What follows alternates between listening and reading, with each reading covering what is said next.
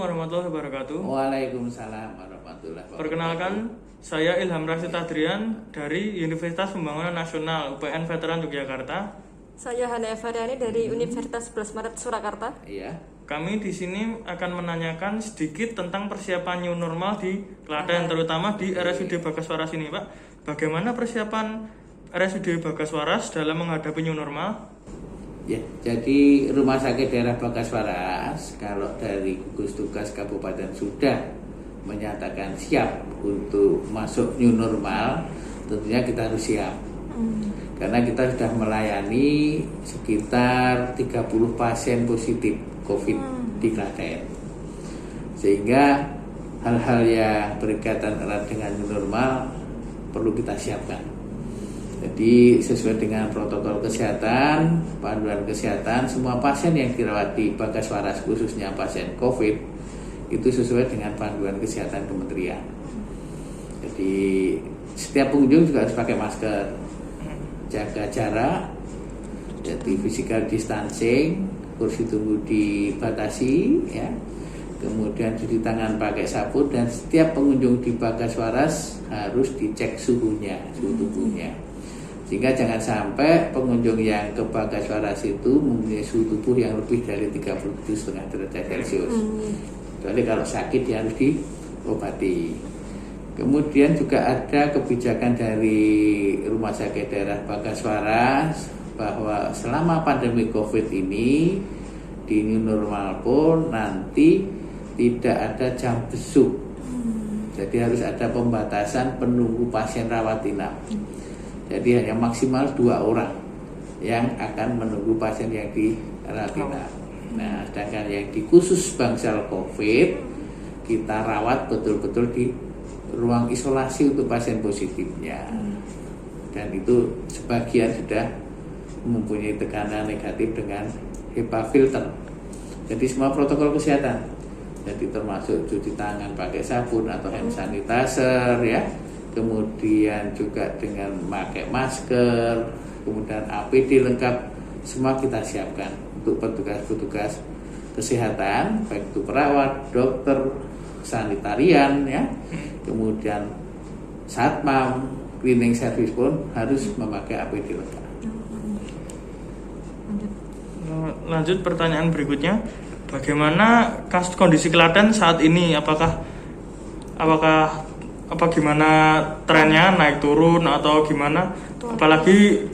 Apalagi pasien yang di sini itu seberapa banyak positif atau negatifnya, stabil atau tidak? Jadi fluktuatif, ya. Sampai saat ini jumlah pasien positif yang dirawat di Bagaswaras ada sejumlah 30 pasien positif.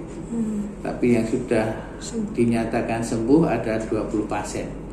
Sehingga sekarang kami masih merawat 10 pasien positif COVID yang ada di ruang isolasi. Jadi jangan dikira kalau pasien di ruang isolasi itu semua terpasang infus, tidak seperti itu. Jadi bisa juga mereka sebenarnya kondisinya bagus, stabil, tapi karena di dalam tubuhnya masih ada virus corona, dia tidak harus isolasi di rumah sakit. Karena kalau dia di rumah, di luar bisa menularkan. Sehingga kadang-kadang sebelum negatif, kadang-kadang kita adakan satu kegiatan yang membuat pasien tidak jemu. Jadi secara periodik di Bagaswaras ini seminggu 2 kali diadakan senam bersama, kemudian berjemur untuk meningkatkan status imunitas. Bahkan yang kemarin lagi viral mancing. Jadi sebenarnya tujuannya adalah untuk meningkatkan status imunitas. Dan ini pun di lingkungan rumah sakit, bukan mancing di luar, tapi di lingkungan rumah sakit yang memang tidak dipakai sebagai fasilitas umum. Ya, lanjut, bagaimana tanggapan Bapak tentang new normal di Klaten? Apakah bisa dikatakan siap? Nah, siap sama tidak siap itu kan sebenarnya Klaten itu sudah ada gugus tugas masing-masing. Ada gugus tugas tingkat kabupaten, ada gugus tugas tingkat kecamatan, tingkat desa, bahkan tingkat RW. Nah, dari beliau-beliau lah ini gugus tugas ini yang menyiapkan. masyarakat Klaten untuk maju masuk new normal, tata kehidupan baru. Karena dengan new normal ini nanti kan tentunya setiap orang yang keluar rumah harus pakai masker, jaga jarak, physical distancing, rajin cuci tangan pakai sabun atau hand sanitizer. Kemudian di rumah ibadah, masjid, sekolah, kemudian gereja pun juga protokol kesehatan harus betul-betul dipatuhi. Jadi siap nggak siap harus siap, harus dipantau oleh gugus tugasnya masing-masing. Ya. Jadi jangan bosan-bosannya gugus tugas itu. Ya kalau memang ada masyarakat yang tidak memenuhi panduan kesehatan ya ditegur.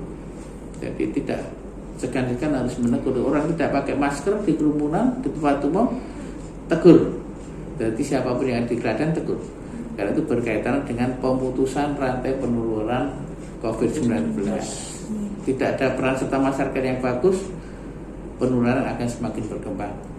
Pandemi ini akan berkembang, tidak akan selesai. Jadi kerja sama antara betul. Peran serta masyarakat, tokoh masyarakat, tokoh agama, semua harus bahu-membahu untuk mewujudkan new normal tadi.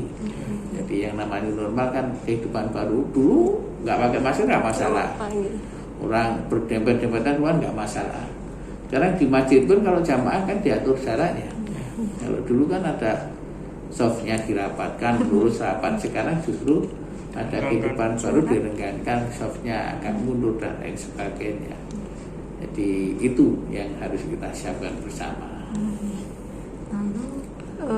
Bagaimana tanggapan Bapak tentang masyarakat Klaten dalam menghadapi new normal ini, Pak? Nah, kondisi saat ini kalau kita melihat di jalan, kami masih melihat ada beberapa orang yang nggak pakai masker, ya, ada kerumunan, ya, di mana itu potensial menularkan COVID.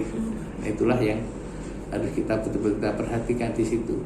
Mungkin bisa juga sosialisasi, bisa melalui khotbah di masjid, khotbah di gereja, melalui sekolah-sekolah, pamflet, leaflet, media televisi, YouTube, medsos yang lain itu bisa dilakukan. Nah itu mudah-mudahan bisa lah, saya yakin bisa. Ya. Terus kalau kan di katanya ada epicentrum baru di pasar tradisional, Pak. Ya. Nah itu bagaimana? Nah pasar tradisional pun kalau di new normal itu harus disiapkan. Jadi di dalam pintu masuk juga harus ada cuci tangan pakai sabun ya, di sana. Kemudian jarak antara penjual dan pembeli ketika bertransaksi harus betul diperhatikan. Ya. Jadi jangan sampai terjadi kontak langsung ya. Karena kita nggak tahu OTG, ODP, PDP kan nggak tahu. Nggak tahu ya tubuh saya ada corona apa tidak kan nggak tahu. Jadi untuk kehati-hatian, kerumunan, jarak antar penjual pembeli harus betul-betul diperhatikan. Kemudian sanitasi, ya, disinfektan yang sering dipegang juga sering disemprot disinfektan. Ya, jadi betul-betul semua harus mematuhi panduan kesehatan tersebut. Ya. Mungkin itu saja, cukup itu saja pertanyaan dari kami. Ya. Wabillahi taufiq wal hidayah. Wassalamualaikum warahmatullahi wabarakatuh. Waalaikumsalam.